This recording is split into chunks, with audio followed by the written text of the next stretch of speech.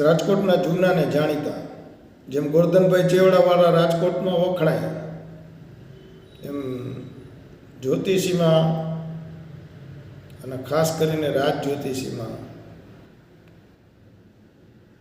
અતુલભાઈ અઢિયા વખણાય. ઉપર પૂજ્ય ગુરુદેવ મોરારી બાપુ આશીર્વાદ દઈને બેઠા છે. અને તેવા સમયે આજે એક એવા વ્યક્તિ કે જેનો હમણાં જન્મદિવસ ગયો, એની કુંડળીની કેટલીક વિશેષતાની વાત કરીએ.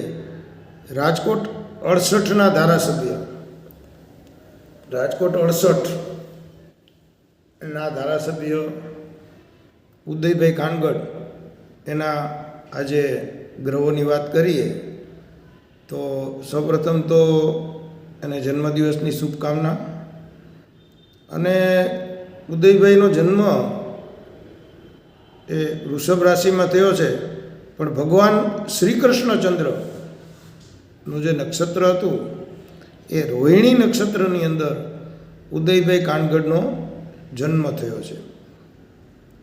ઉદયભાઈની કુંડળીમાં કન્યા લગ્ન ઉદિત થાય છે અને ચતુર્થ ભુવનમાં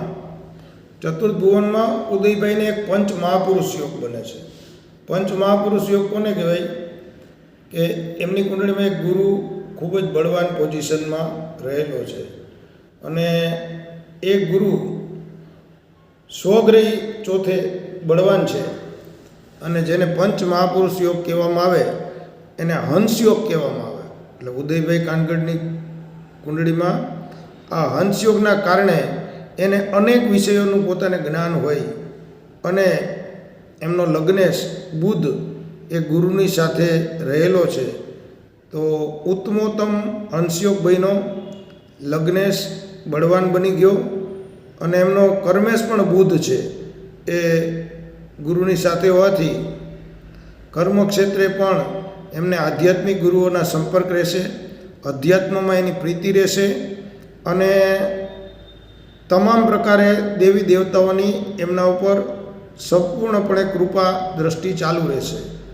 હવે ખાસ કરીને બીજી વાત કરું કે એમની કુંડળીમાં એક ઉચ્ચનો ચંદ્ર રહેલો છે. વૃષભ રાશિમાં બધાને ઉચ્ચનો ચંદ્ર જ હોય અને એ ચંદ્ર 11 અંશનો ભાગ્ય ભુવનમાં છે.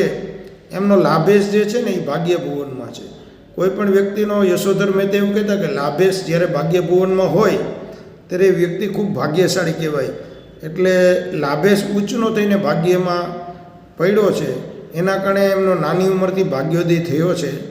પણ ચંદ્ર શનિનો એમની કુંડળીમાં વિષયોગ છે, જેના કારણે એમના માતાની તબિયત સહેજ કે વધારે નરમ ગરમ રહેતી હોય. ચંદ્ર શનિના વિષયોગના કારણે એમનામાં ત્યાગ અને વૈરાગ્યની ભાવના વધારે હોય, જાતું કરવાની ભાવના વધારે હોય, પણ આખા બોલા હોય. ઘણીવાર આખા બોલા વ્યક્તિ હોય એ સમાજમાં કડવા ગણાય છે, એટલે ઘણીવાર લોકોને ગમતા નથી. પણ શંકરાચાર્યો જેટલા છે એ બધાની કુંડળીમાં મોટે ભાગે ચંદ્ર શનિનો વિષયોગ હોય છે. સાચું તો કહેવાનું જ, જગતમાં ઉલટું પડે કે સુલટું પડે, સાચું કીધા વિના ચાલે નહીં. પણ એવા સમયે જો સત્યમ બ્રુયાત, મધુર રીતે સત્ય કહેવામાં આવે તો એમના જીવનમાં એમને ખૂબ લાભ થશે. જરૂર જણાય કડવાશ આવે તો પી જેવી, કંઠમાં રાખી જેવી ભોળેનાથની જેમ, પણ બોલી અને ઉલટી ના કરવી, જેથી કરીને સંબંધો ખરાબ નહીં થાય. પંચમ ભુવનમાં ઉદયભાઈની કુંડળીમાં સૂર્ય રાહુનો ગ્રહણ યોગ છે. એટલે વિજયભાઈ રૂપાણીની કુંડળીમાં પણ 5મો રાહુ હતો. એટલે 5મો રાહુ સ્ત્રી રાશિમાં ગ્રહણ યોગ કરીને પડ્યો છે અને આ જે ગ્રહણ યોગ જે છે એના કારણે એ જે નક્કી કરે એ કામ પાર કરે તો જ એને શાંતિ વળે, અન્યથા એને શાંતિ વળે નહીં. એમના ઉપર ભૈરવ ભગવાનની ખૂબ કૃપા રહેશે, ભગવાન શિવજીની પણ કૃપા રહેશે. અને સૂર્ય રાહુના ગ્રહણ યોગના કારણે એમણે ગાયત્રી મંત્રની ઉપાસના પોતાને કરવી જોઈએ અથવા સૂર્ય મંત્ર કરવા જોઈએ. સવારે વહેલા ઉઠવું જોઈએ, વહેલા ઉઠીને વોકિંગ કરવા જવું જોઈએ, જેથી કરીને એનું હૃદયનું સ્વાસ્થ્ય બરાબર રહે, જેથી કરીને હાર્ટ સંબંધમાં હોસ્પિટલમાં જવાના યોગ ઊભા ના થાય. બીજું પંચમ ભુવનમાં રાહુ ઉગ્ર પિતૃદોષનું નિર્માણ કરે છે.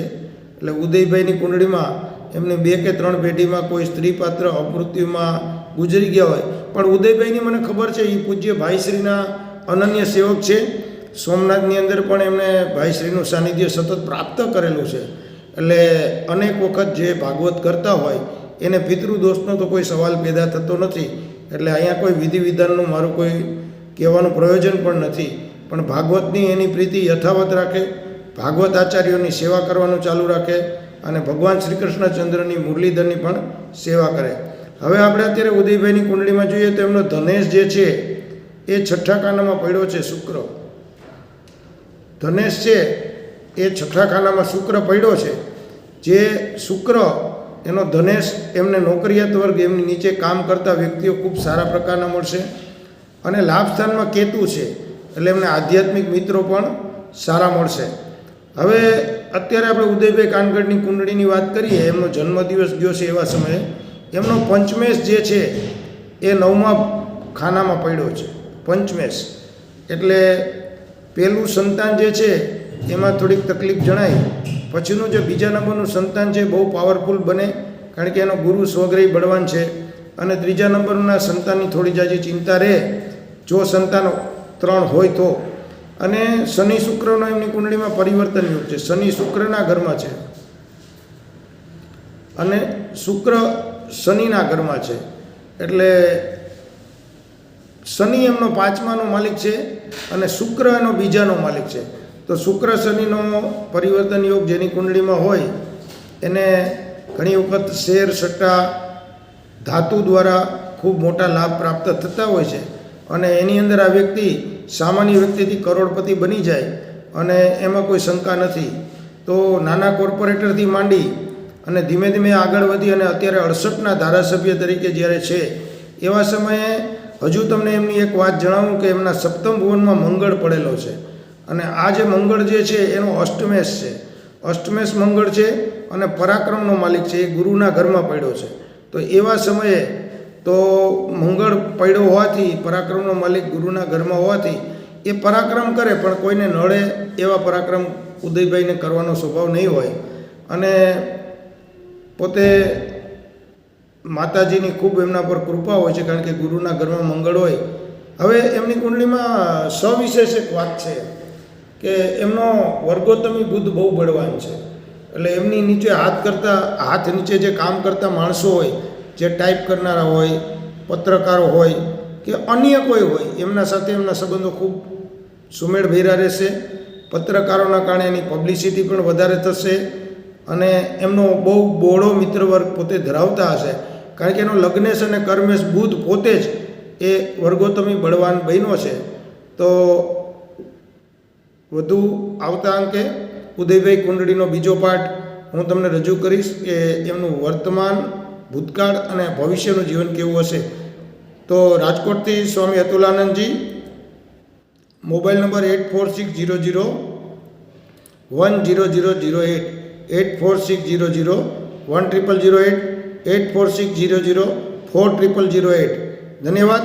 આ વિડીયોને વધુમાં વધુ લોકો સુધી બિગ મોદી ટીવીના માધ્યમથી શેર કરજો અને સર્વને શુભકામના છે. ધન્યવાદ.